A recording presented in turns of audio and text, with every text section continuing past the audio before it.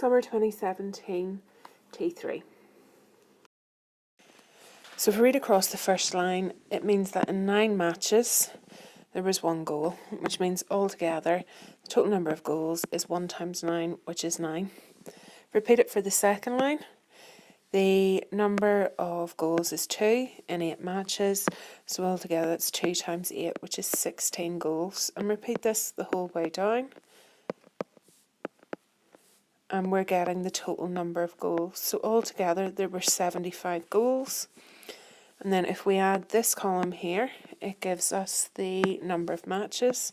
And if we add that column, we get 30, which means that the mean is 75 divided by 30, which gives us 2.5 goals.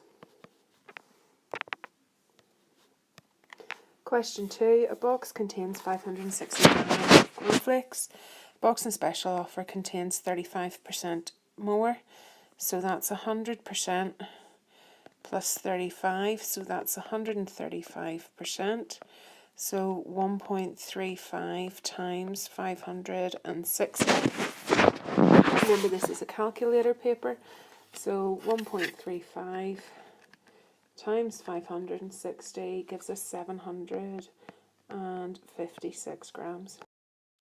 There's 2 ways to solve question 3. First is by expanding the brackets, which gives us 4x minus 20 equals 48, which means that 4x equals 48 plus 20, which is 68.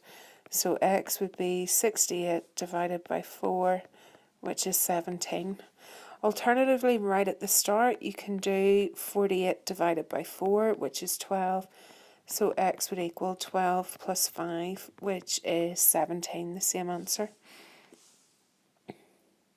So Jill bought 3 oranges at x pence each. So that's 3 times x. And she bought 4 melons at 2x.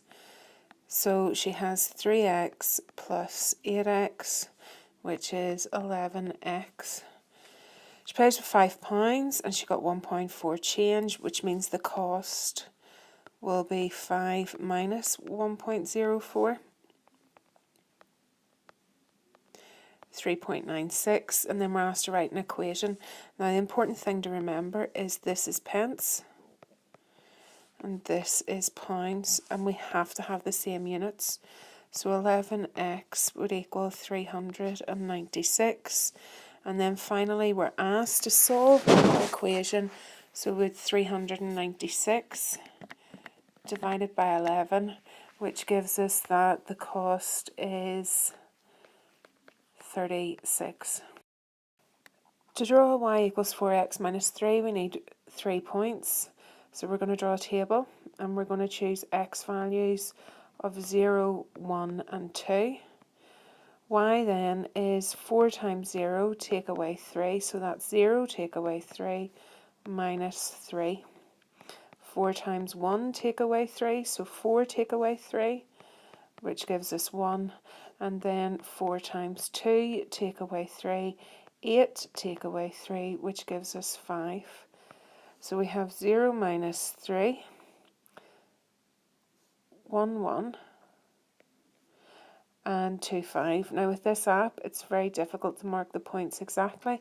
You must be accurate in the exam. Joining up the points then with a ruler and a pencil. In part B, we're asked to find the coordinates of point B, which crosses the line at y equals 5. So this is y equals 5, and we can see that I've already worked out P in my table. It is 2, 5.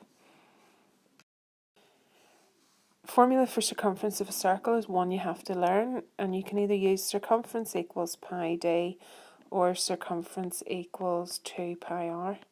Now in this question we know that the diameter is 2, so in our calculator we're doing 2 times pi, which gives us 6.28. If you're using 2 pi r, you need to be careful, that's 2 times pi times 1. Always checking then for the answer line, this has the units in, so we don't need to add units. In B then, hence calculate the perimeter of the window below. So we have a semicircle. The whole circle was 6.28. The semicircle then would be 6.28 divided by 2, which gives us 3.14. A side of 3, a side of 2, and a side of 3, so that's 8. So it's 8 plus 3.14, which is 11.14. Remember, perimeter is distance around the outside edge, which means we don't include this line here. Again then, just a final check, do we have units in the answer line? And we do.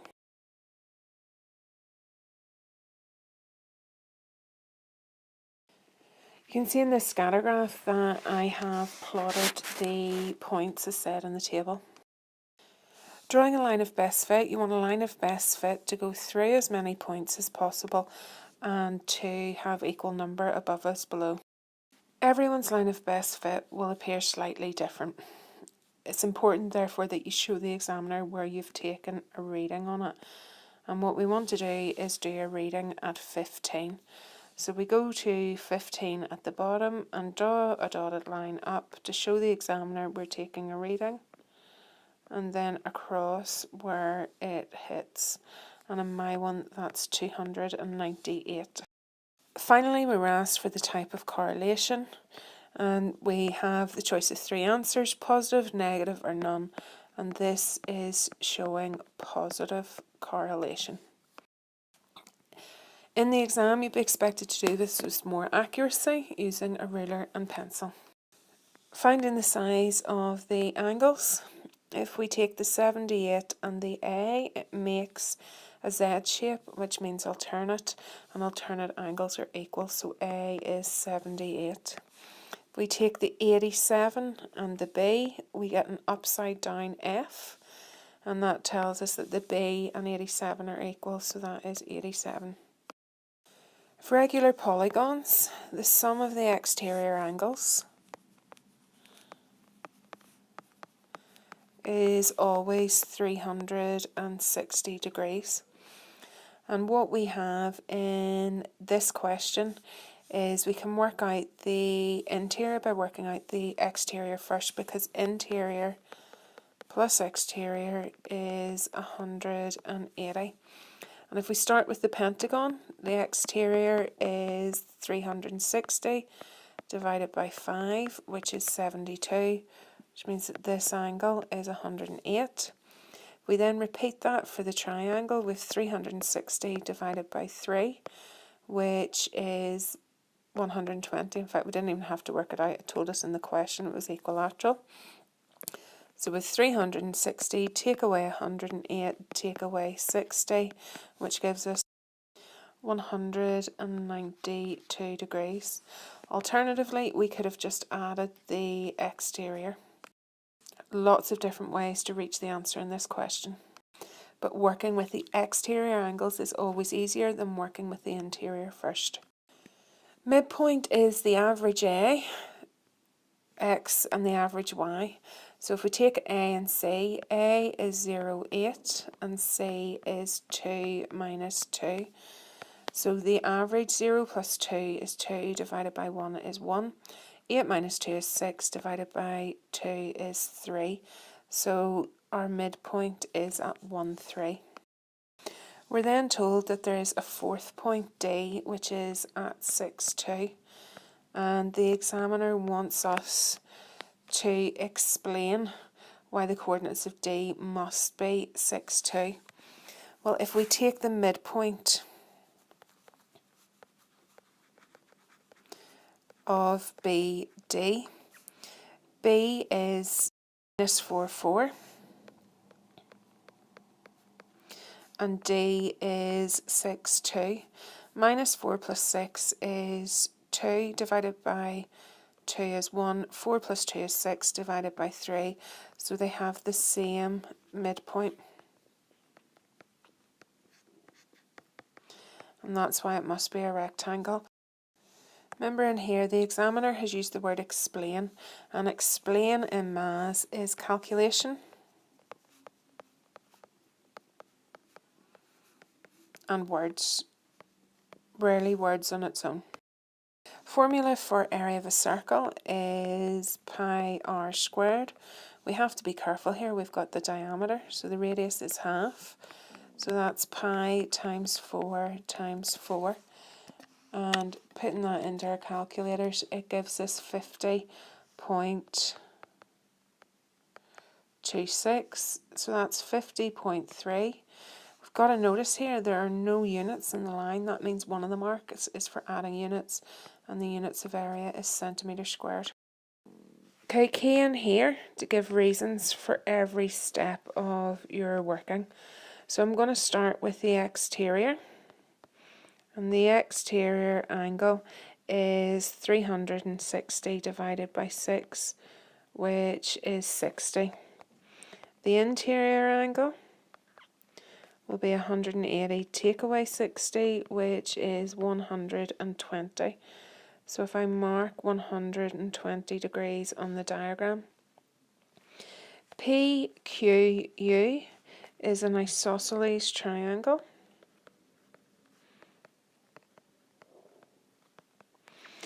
which means that we can work out the angle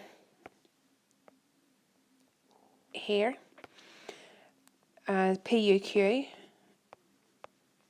angle will be 180, take away 120 divided by 2, which is 30 degrees. So Y is 180, take away 30, which is 150 degrees, and that's because it is a straight line. Really important here to have the words as we go along. Area of a triangle is half times base times height. I'm going to call QR x. So that means that half times 8 times x has to be 24, which means that 4x is 24 and x is 6. We're then trying to work out the hypotenuse. And Pythagoras' theorem says that the hypotenuse squared, so PR squared, equals the sum of the squares of the other two sides, which gives us 64 plus 36, which is 100. So PR is the square root of 100, which is 10.